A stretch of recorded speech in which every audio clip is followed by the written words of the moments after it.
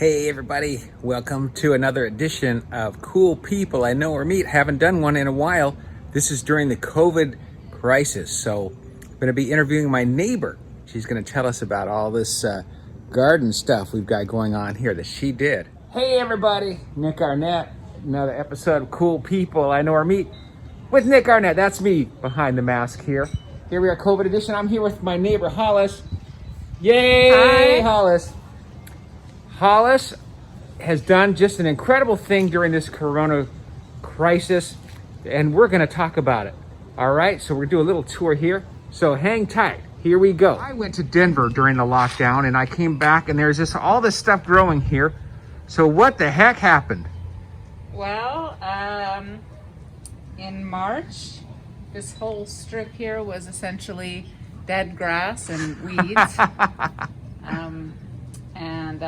But when I went on, when I moved remote in my work, I thought that I would need an excuse to get outside and an excuse to get my kids outside. So I got the idea of turning this whole bed into a garden, and I started here and I gradually worked my way back.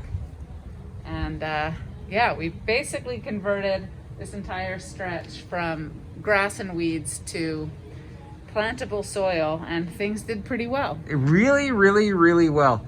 And so you were at your job, and the job is, what do you do? I teach college. I teach theater at college. You teach theater at college, and that's all you need to know, everybody.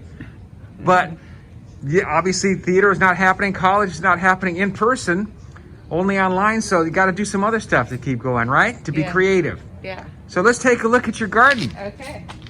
Well, it's, really things are in decline. Yeah, it was planted in March, and we're now in the middle of July, so. Plants that look fairly like they're on their last legs actually have been very productive, but they did get a fungus. Doggone it.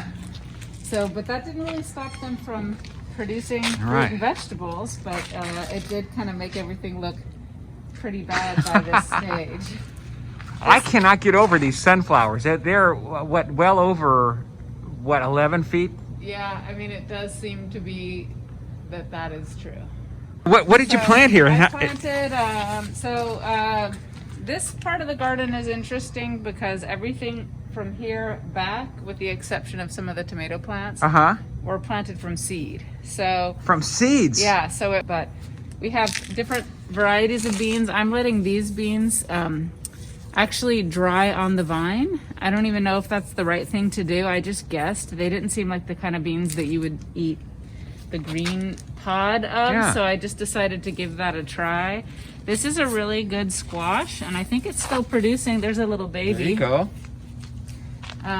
These are cucumbers, but the cucumbers, I got 50 cucumbers so far off of here, so even if it's toward the end of its cycle, it's been pretty good. And then and she shares with her neighbors too.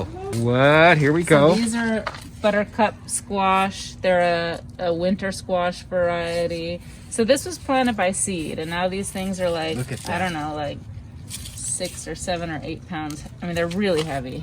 And then this is my children's mud pipe station. She has 2 awesome kids and a wonderful husband too, that I hope to have in another episode.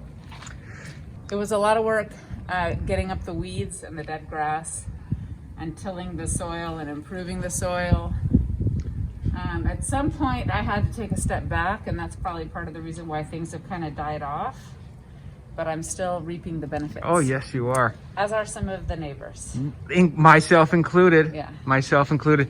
Now, but you spend a lot of time even just watering, don't you? Yeah, so I'd say more days than not I'm out here watering. Yeah. How does this make you feel when you see all of this? I think it gives me a certain sense of satisfaction. I really like to watch plants and what they do. When you plant a garden, you actually invest in the growth of plants, and it's hard not to anthropomorphize them because you begin to see them as like thinking Right, right. creatures. They're really just responding to the environment, but when you really watch them grow, it almost seems like they're making choices somehow. Yeah. But it's interesting to just to see that process, and if I hadn't planted this garden, I wouldn't have noticed it in other people's gardens. So it's when you plant your own garden that you really get a sense how amazing plants are. Incredible.